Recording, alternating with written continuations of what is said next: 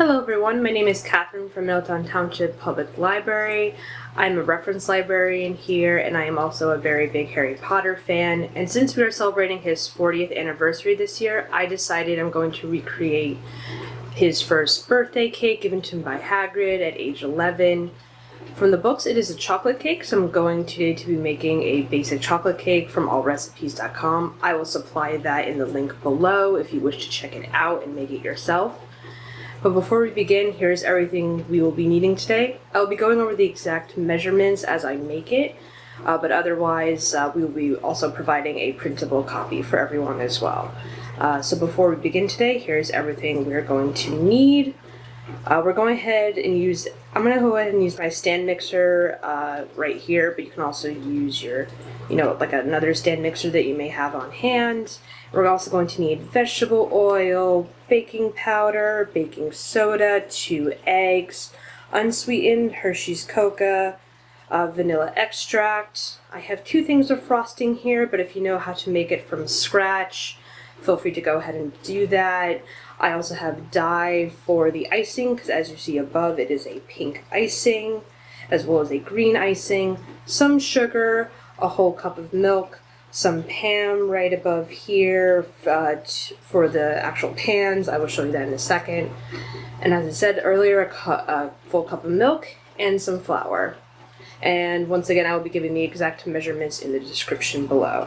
Alrighty, so now since we're all aware of all the ingredients, I'm going to go ahead and make the recipe.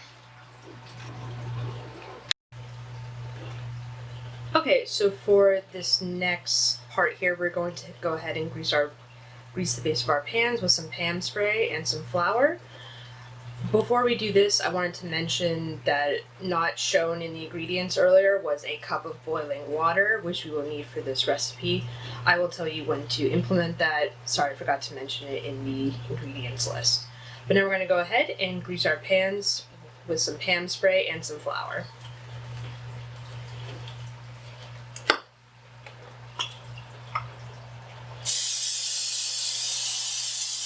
Give that a generous coating so the whole base is covered.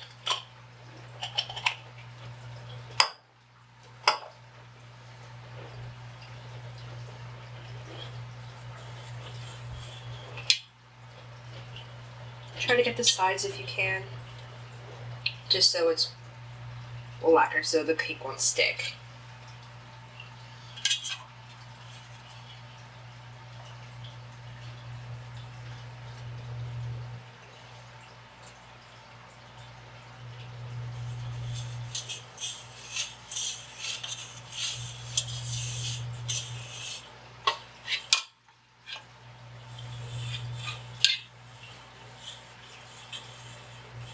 Okay, so once you are done with that, now we're going to go get into the dry ingredients. Okay, so here's all our dry ingredients for this part of the video. So for this part of the video, we're going to need 2 cups of white sugar, 1 1/3 cups of all-purpose flour, a tablespoon of salt, and 1 1/2 teaspoons of unsweetened cocoa powder, and then 1 1/2 teaspoons of baking soda and baking powder. I have put them in the same bowl here. So now I'm going to head and put them in our stand mixer. Okay, so once you are done with the dry ingredients, we're now going to go ahead and move to the wet ingredients for this cake. So here are our wet ingredients. So for those wondering why I moved the milk into the plastic measuring cup as opposed to the glass, is because for this step is where we need the boiling water, and I did not want that to be in a plastic cup and potentially melt, so I moved it. But just to go over, for this step you're going to need 2 eggs, a 1/2 cup of vegetable oil, a cup of milk, and a cup of boiling water. Now that will be the last step for this once we mix it into the wet ingredients.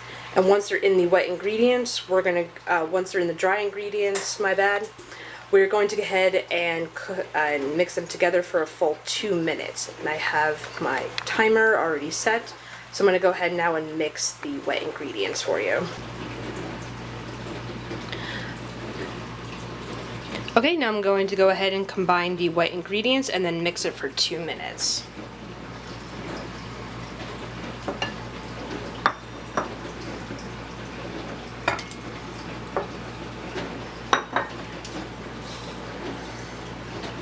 And remember, as I said before, mixing the boiling water is going to be the last step. Okay, now I've mixed my boiling water, so now you're going to mix it all together on a medium setting for 2 minutes.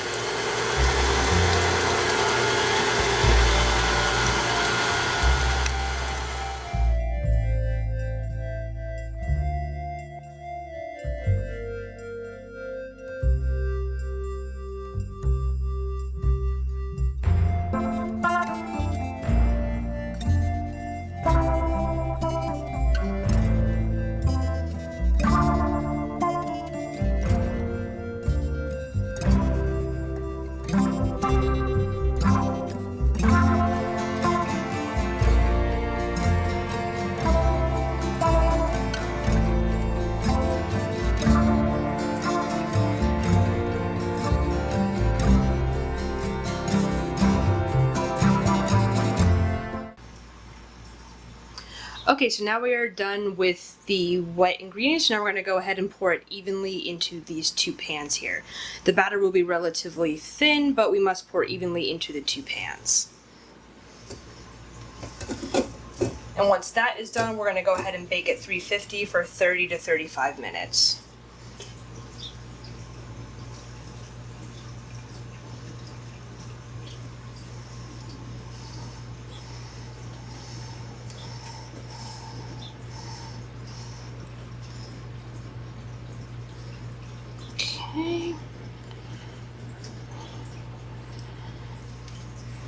Okay, so this looks relatively even, so now I'm going to go ahead and pour it into the oven, and once again bake at 350 for 30 to 35 minutes. And hopefully by the time we be back, we'll have a pretty cool looking cake.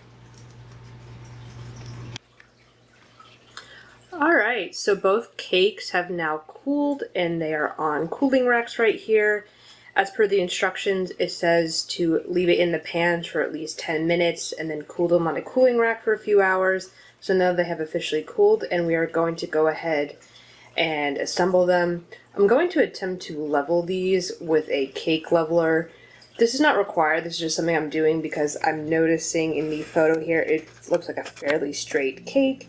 So I'm going to attempt to do the same, and I'm going to show you how to do that now. But this is an optional step, and you guys can follow it or not. It's really up to you.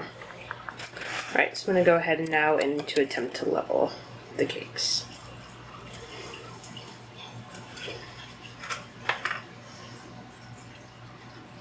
So this is a cake leveler. It pretty much looks like a little mini saw, if anyone has ever seen one of these before.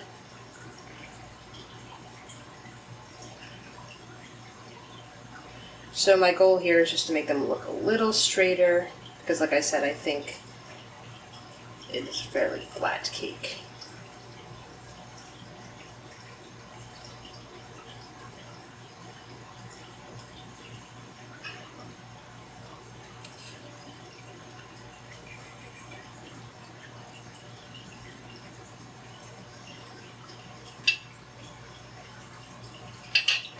I'm going to get a plate to put the remnants on. So this is what I mean by leveling, just taking off the top. So when it's assembled, it looks a bit more together. Unfortunately, this part at the end here, it came off a little bit, but we will make that the end piece, so hopefully no one will notice. Alright, I'm going to go swap now and do the other one.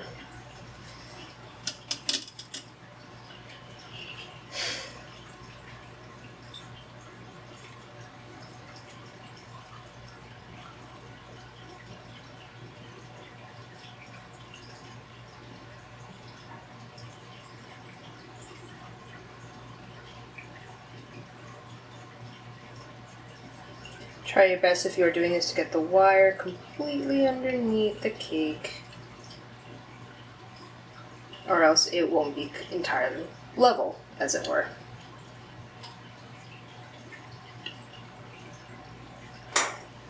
And it is taking off a bit of the end there, so I'm going to make it more delicate. Okay, I'm just going to stop here because it does seem like it's taking off that end piece. Alright, now just remove the remnants.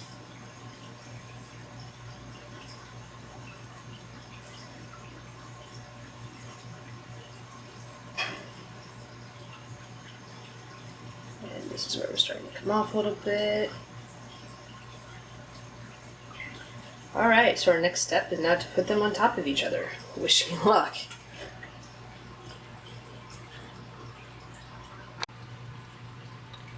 Okay, so before we actually go ahead and put the two pieces on top together, we actually do need to use the icing as glue in between so they stay together. So I'm going to go ahead and now make the icing for you. So I've gone ahead and poured it into this bowl here, but just for reference, the ones that I'm using is the Betty and Crocker. You all can see this real quick. I'm just going to adjust my camera. Is the Betty Crocker Rich and Creamy Vanilla. And as I couldn't find pink frosting in this color, I'm going to attempt to use gel colors, and I'm using the Wilton brand, which you can find at Target. So I'm going to go ahead now and hope for the best, as I'm not a baking expert, so hopefully at least this will do okay for this cake, as it is a very pink cake. Anyone ever wonder why Hagrid chose these colors? I always ask myself that. Because, like, I'm about to meet this boy. Here is a pink and green cake. Not that it's not nice, it's just very odd. So for some reason my video stopped during this part, so here's the pink icing.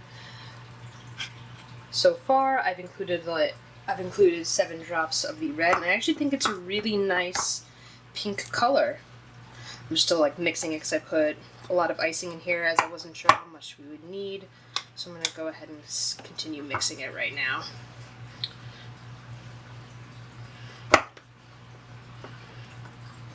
I actually think it's a really nice pink color. It's a very dense pink color. Alright, trying to get in a little lighter. Make sure you mix that to completion because there's a lot that's hiding on the bottom. Alright, I think that's pretty good. Just going to compare it with the photo real quick. So once again, here is the photo of the cake as my reference, and here is my pink. I think mine's a little pinker, but we'll go with that. Alright, now we're going to go decorate. Alright, so I got the frosting ready and I got our cakes. The one on the bottom isn't exactly level, but I'm going to go ahead now and add the frosting on the bottom as glue, and then add the one on the top here to go ahead and put it on top, and hopefully that will ice well. So let's see how this goes.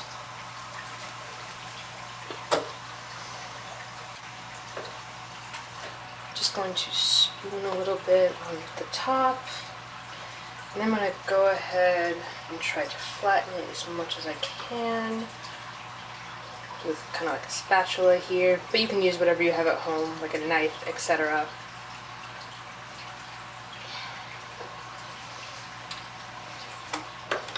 Okay, need a bit more icing. Wasn't sure how much icing I would need, so I went ahead and got like 2 jars full, which I think is typical for a standalone cake.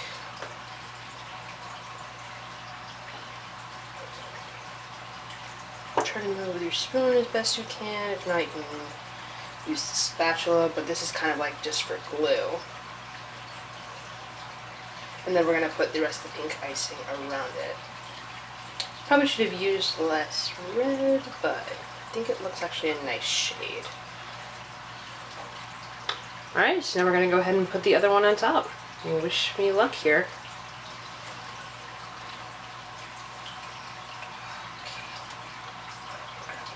Grabbing, and boom!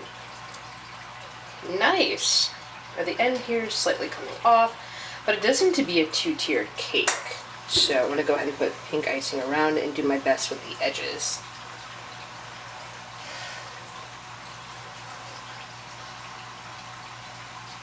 See, there's still some white in here, but that's okay. If you see any black specks come through, that's okay. That tends to happen with cakes. Can't be 100% perfect.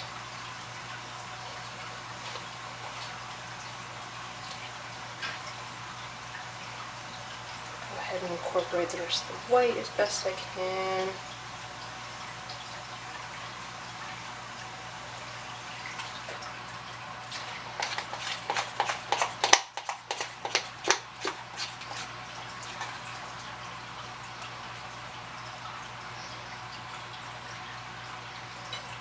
As you see here, I'm going to try to do my best to get some along the sides. Some of the cake is falling, but that is okay.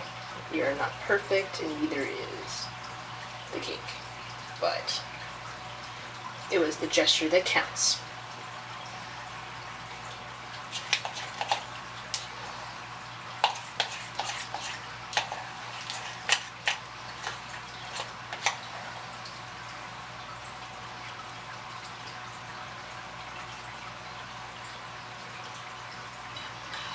Okay, for the icing for the sides, what I recommend is go ahead and attempt to make it level as best as you can. Try to get the cake on each of the edges.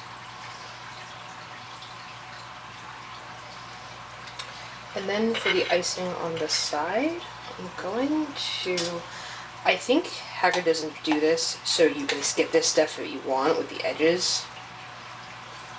And I think I will because I don't have enough icing. But if you want to go ahead and put that on the edges, go right ahead. Knock yourself out.